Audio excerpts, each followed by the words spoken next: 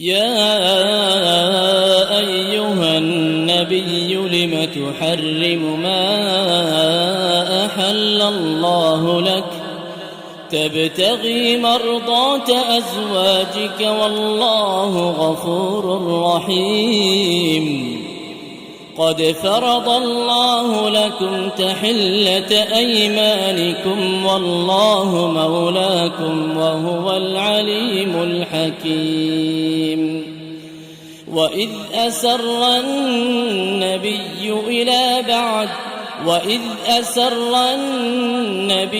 إلى بعض أزواجه حديثا فلما نبأت به وأظهره الله عليه عرف بعضه وأعرض عن بعض فلما نبأها به قالت من أنبأك هذا؟ قال نبأني العليم الخبير. إن تتوبا إلى الله فقد صغت قلوبكما وإن تظاهرا عليه فإن الله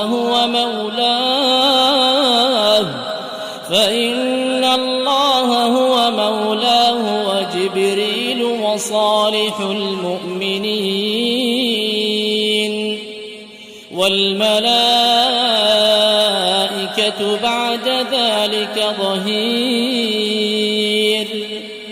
عسى ربه إن طلقكن أن يبدله أزواجا خيرا منكن مسلمات مؤمنات قانتات تائبات عابدات سائحات ثيبات وأبكارا. يا أيها الذين آمنوا قوا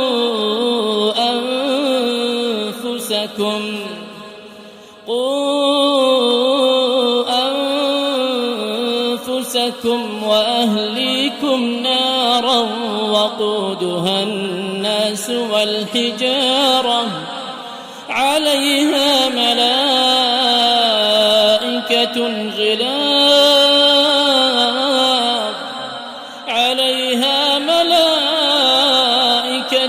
غلاظ شداد لا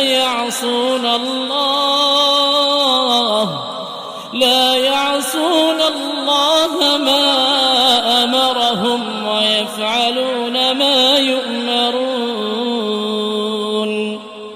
يا أيها الذين كفروا لا تعتذروا اليوم إنما تجزون ما كنتم تعملون. يا أيها الذين آمنوا توبوا إلى الله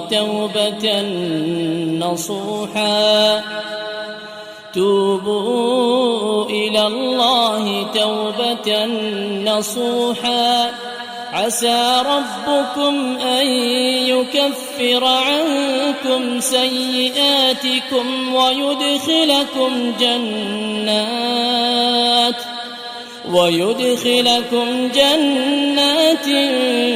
تجري من تحتها الأنهار يوم لا يخزي الله النبي والذين آمنوا معه نورهم يسعى بين أيديهم وبأيمانهم يقولون ربنا أتمم لنا نورنا واغفر لنا إنك على كل شيء قدير. يا أيها النبي جاهد الكفار والمنافقين واغلظ عليهم ومأواهم جهنم وبئس المصير ضرب الله مثلا للذين كفروا امرأة نوح وامرأة لوط كانتا تحت عبدين من عبادنا صالحين فخانتاهما فلم يغنيا عنهما من الله شيئا وقيل ادخلا النار مع الداخلين وضرب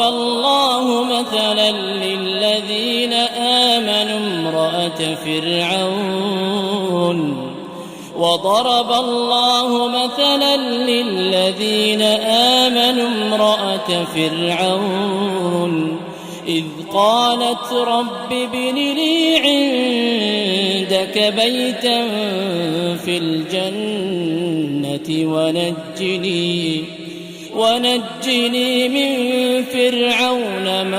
ونجني من فرعون وعمله ونجني من القوم الظالمين ومريم ابنة عمران التي أحصنت فرجها فنفخنا فيه من روحنا